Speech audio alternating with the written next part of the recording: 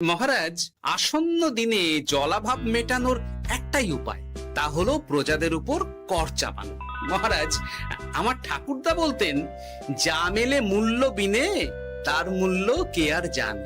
আমরা যেহেতু জলের মতো এত মূল্যবান সম্পদ বিনামূল্যে পাচ্ছি, তাই একে গুরুত্ব দিতে শিখিনি। সবাই মিলে দেদার জলের অপচয় করছি। জল শেষ হয়ে গেল নাকি? এই জানো তো, গ্রামের সব জলাশয়ের জলস্তর না নেমে গেছে, পুকুরও শুকিয়ে গেছে, কুয়োতে জল অনেক নিচে চলে গেছে। কি যে হবে কে জানে। এই বছর তো বৃষ্টি হয়েছে কম, তার উপর মানুষজন জল ব্যবহারের চেয়ে নষ্ট করে বেশি। দেখি, মহারাজকে বলতে হবে।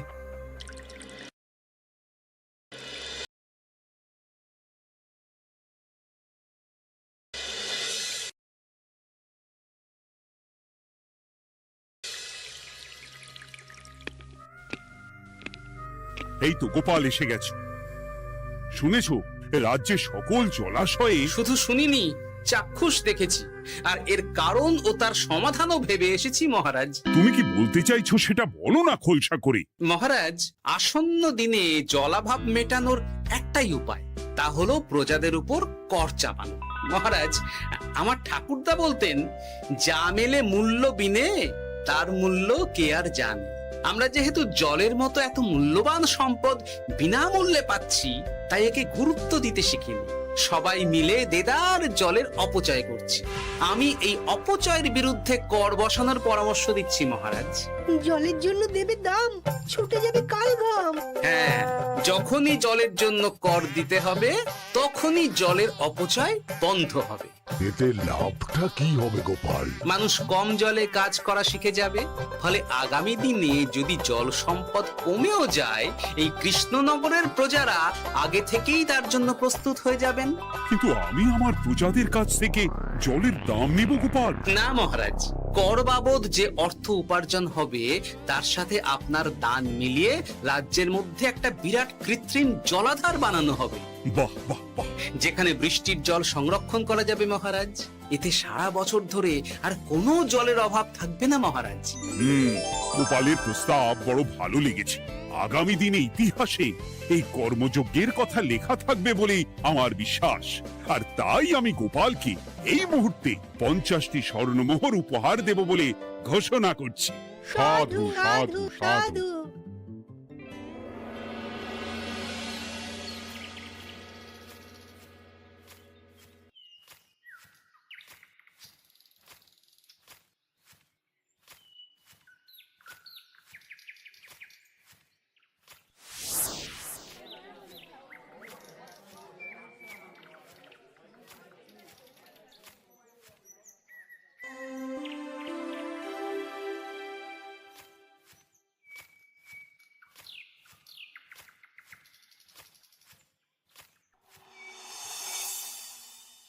মানে আমার এই এতটুকু স্বাদ তুমি পূর্ণ করবে না? আমি কি নিজের জন্য চেয়েছি নাকি? সবই তো পাবে তোমার মেয়ে আর জামাই। হ্যাঁ, সে বুঝেছে গিন্নি, তাই বলে এতগুলো মুদ্রা আমি খরচ করতে পারবো না। পারবে না? আমি তাঁতির বাড়ি থেকে মেয়ে জামাইয়ের জন্য কয়েকটা শাড়ি আর ভালো পাঞ্জাবি কিনে একটু পাঠাবো। কিন্তু এখন আমার কাছে অত মুদ্রা নেই গিন্নি, পরে পেলে আমি ঠিক তোমার স্বাদ পূরণ করব। আবার বাজে কথা বলার জায়গা পাও না তুমি। এতক্ষণ কোথায় ছিলে গো? আমি বেলায় নদীর পাড়ে গিয়েছিলাম, তখন কমলা আমাকে বলল তোমায় নাকি দেখেছে। কি দেখেছি?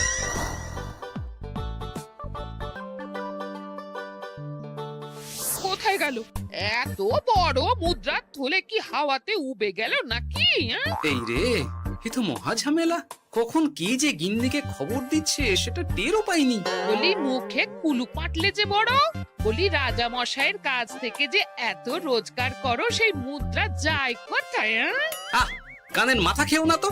আমি কি তোমার কোনো কিছুর অভাব রেখেছি? বলো একবার। খাওয়া পড়া কোনো কিছুর তো কোনো খামতি নেই তোমার।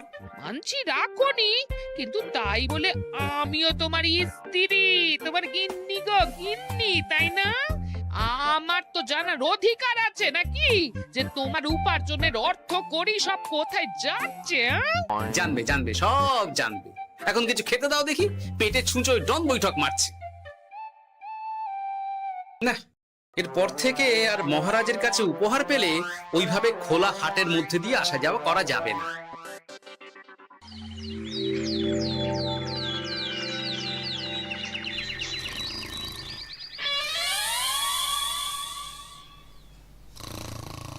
তোমার আর কোনো চিন্তা নেই গোপাল, আমি তোমার মাসোহারা তো বাড়িয়ে দিলাম, সঙ্গে প্রত্যেক দিন তুমি 10 মোহর করে পারিতোষিক পাবে।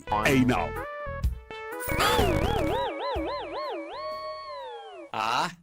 এই ভোরবেলায় একটা জব্বর স্বপ্ন দেখা গেল বটে।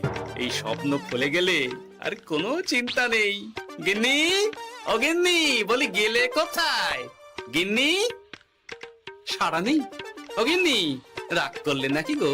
আরে এসো এসো, এমন একটা স্বপ্ন দেখেছি না যে তোমার আর কোনো চিন্তা থাকবে না গিন্নি। মোহর আর মুদ্রা একেবারে ঝরে পড়বে গো।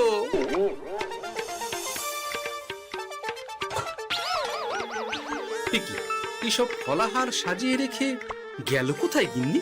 নিজের বাপের বাড়িতে তো যাবে না, কেউ নেই সেখানে। মেয়ের বাড়ি গেল নাকি? না, মেয়ের বাড়িতে তো গিন্নি যায় না। তাহলে না না, খালি পেটে এত ভাবতে পারছি না। আগে মুখ হাত ধুয়ে এসে কিছু খেয়ে নি, তারপর দেখি গিন্নি কোথায় গেল। না, গিন্নিকে তো কোথাও দেখলাম না। গেল কোথায়? যাকে আগে রাজবাড়িতে তো যাই, ফেরার সময় না হয় আবার খোঁজ নেব, ততক্ষণে ফিরেও আসতে পারে।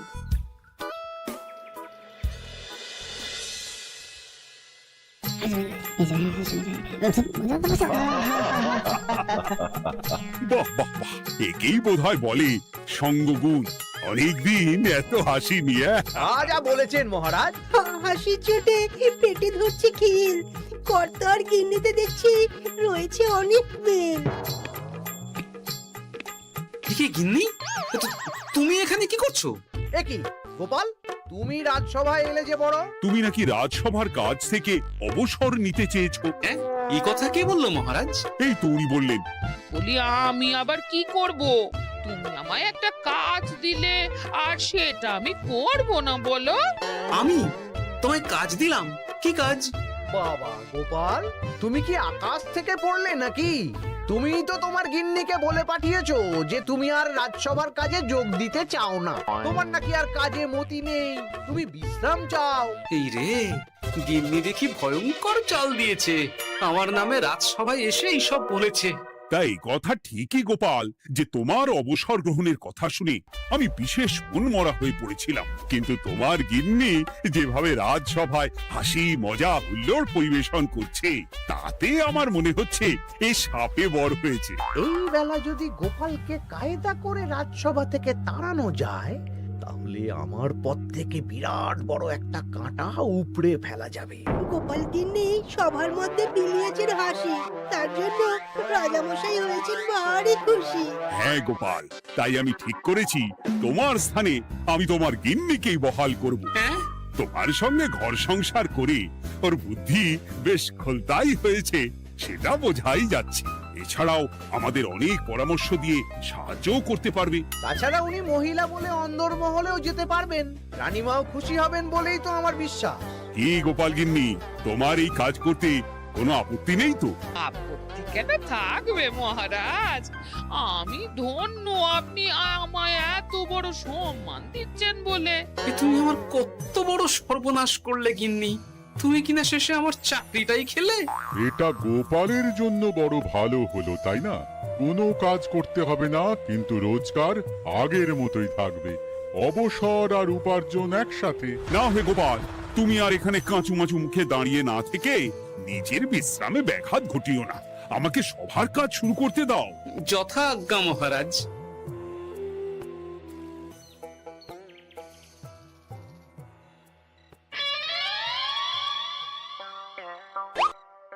মানে মহারাজ সমস্যার সমাধান করতে দিয়েছেন তোমাকে, আর তার উত্তর দেব আমি?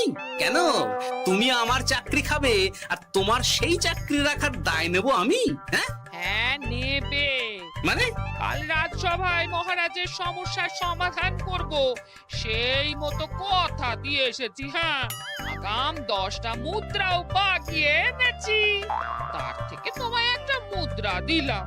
এখন মানে আমাকে উত্তর বলে দেবে, না হলে আমি। কেন দেব?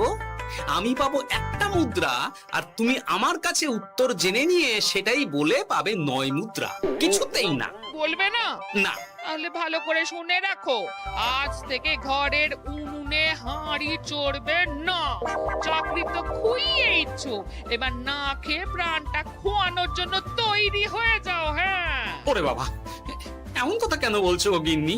তুমি তো জানো যে খিদে একদম সহ্য করতে পারি না। এখন যদি তুমি এইসব বলো তাহলে আমার রক্ষে নেই গো। বেশ, তাহলে আমি যা জানতে চাইছি শ্বশুর শ্বশুর করে বলে ফেলো দেখি। এ আমি কি শাঁখের করাতে পড়লাম রে বাবা। ঠাকুর, এত দুর্ভোগ লেখা ছিল, ঘরে বাইরে সব জায়গায় এত হেনস্থা যে সহ্য করা যায় না ঠাকুর।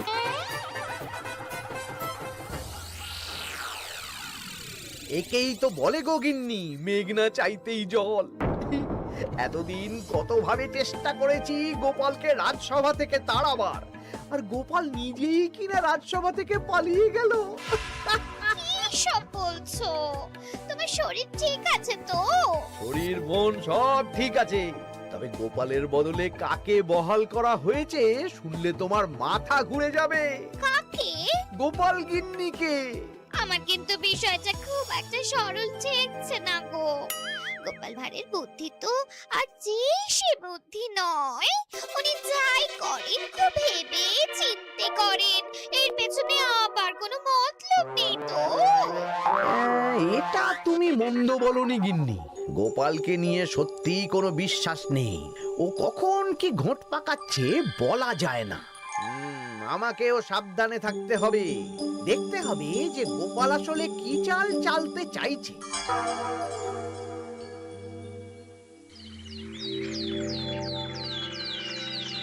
হ্যাঁ গোপাল গিন্নি, এই একটাই প্রশ্ন আমায় সারা রাত ধরে জাগিয়ে রেখেছে। মানুষ মরে ভূত হয়, ভূত কি মরে? তাহলে ভূত মরলে কি হয়? মানে মহারাজ, এই প্রশ্নের উত্তর আমার আজকে দিতে ইচ্ছে করছে না। হ্যাঁ, আমি না হয় আপনাকে আগামীকাল এই প্রশ্নের উত্তর দেব, ঠিক আছে? হ্যাঁ, গাছ থেকে পড়ে গেলে জাপটে ধরে ডালকে। আজকের প্রশ্নের উত্তর উনি দেবেন কালকে। না হে গোপাল গিন্নি, তা হয় না। এই প্রশ্ন আমাকে সারা রাত বিচলিত করেছে। আবার যদি আজকেও এই প্রশ্নের উত্তর না পাই তাহলে তো আবার একটা নিদ্রাহীন রাত আমাকে কাটাতে হবে। মানে আমি বলছিলাম কি মহারাজ, গোপাল গিন্নি তো সদ্য এই কাজে বহাল হয়েছে, তাই তাকে তো একটু সময় দেওয়া দরকার নাকি? কিন্তু প্রশ্নের উত্তর না পেলে যদি মহারাজের শরীর খারাপ হয় তার দায় কে নেবে মন্ত্রী মশাই? এই রে, এখন আমি কি করব? এ তো মহা বিপদে পড়লাম দেখছি। আচ্ছা মহারাজ, ঠিক আছে ঠিক আছে, আমি এই প্রশ্নের উত্তর দেব, কিন্তু আমার না একটু সমস্যা আছে। খোলা হাওয়াতে গিয়ে না দাঁড়ালে আমার ঠিক মাথা খোলে না, তাই বলছিলাম। তাই না হয় যাও, হাওয়া খেয়ে এসে মাথাটা খোলতাই করে নাও, কিন্তু এই প্রশ্নের উত্তর আমাকে আজকেই দিতে হবে। হ্যাঁ, উফ, এই যে কি সমস্যা! সারাদিন ঘরে বসে থেকে থেকে তো আমার সারা গায়ে বাদ ধরে গেল। সেই সকাল বেলা আমাকে ফলাহার করিয়ে দিয়ে গিন্নি তো চলে গেছে রাজবাড়িতে চাকরি করতে।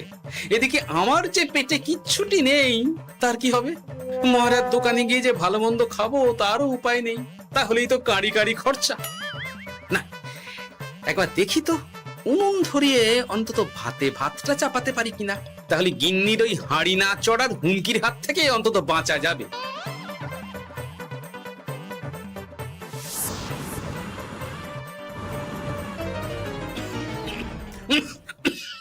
ও বাবা গো, ও বাবা, এত কেসে কেসে সোজা শেষ যাত্রা হয়ে যাবে আমার।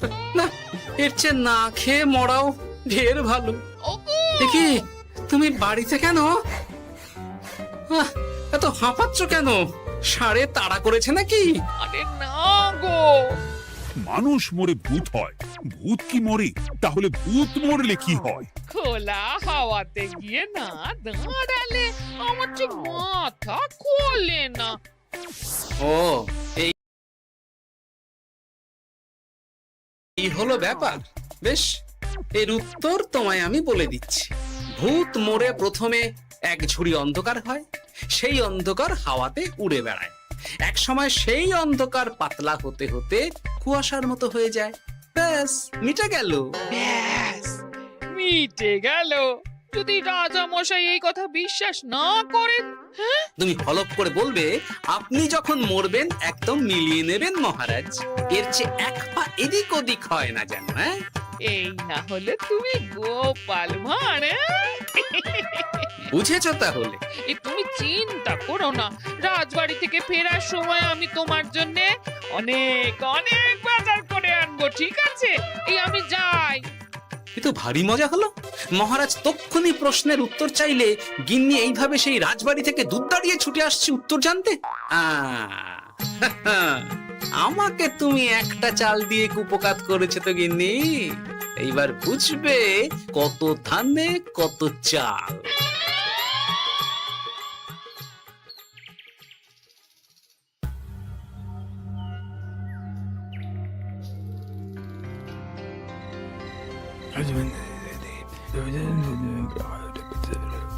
বুঝেছিস তো তোর কাজটা? খুব বুঝেছি গোপাল দাদা। নেই, এবার লেগে পড় দেখি।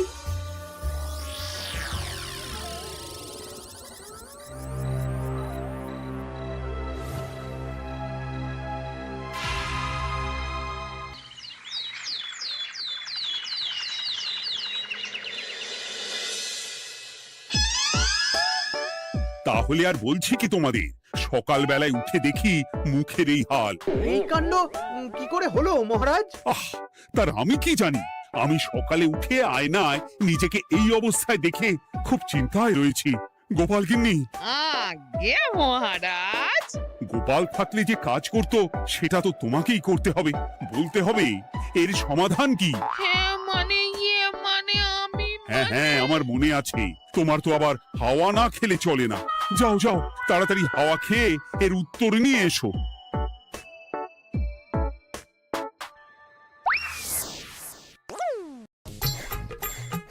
এই জন্য তুমি এত দূর ছুটে এলে গিন্নি। মহারাজকে বলবে যে তিনি যেন আজ রাতে চাদরটা মুখে ভালো করে মুড়িয়ে ঘুমোন, তাহলেই মিটে যাবে। এই রং চলে যাবে আর নতুন করে কিছু হবেও না। ও মা, বলি এত সোজা সমাধান? তা নয় তো কি?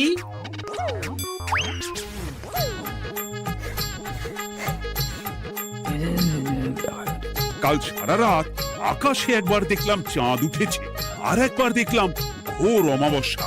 এর কারণ কি? একই রাতে দুই তিথি হয় কি করে? মানে আর একটা সমস্যা। হ্যাঁ, এটা আগে বললেই তো হতো মহারাজ।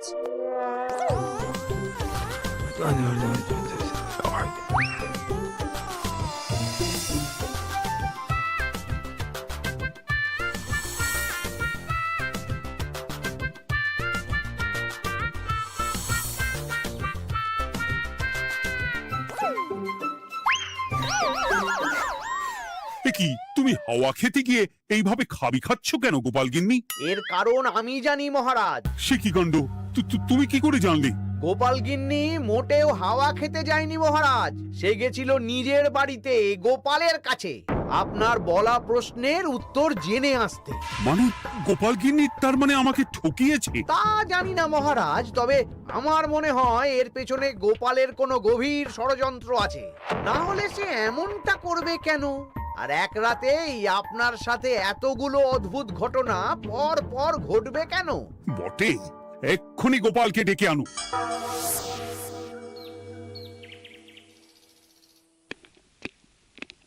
না মহারাজ, আমি সত্যি অবসর চেয়েছিলাম, আর তাই আমার গিন্নি আপনার কাছে এসে বলেছিল। ওর কোনো দোষ নেই মহারাজ।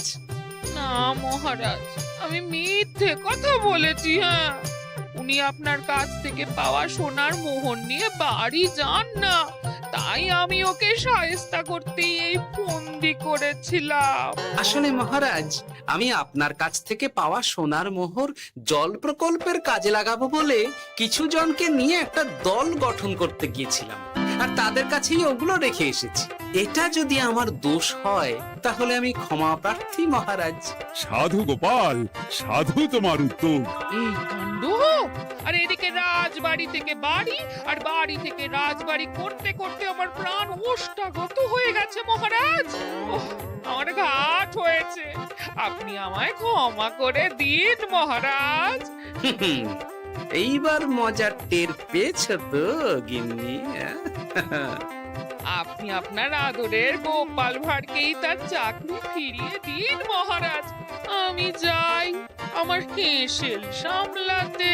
কেলে পচা খুব ভালো করেছে বলতে হবে।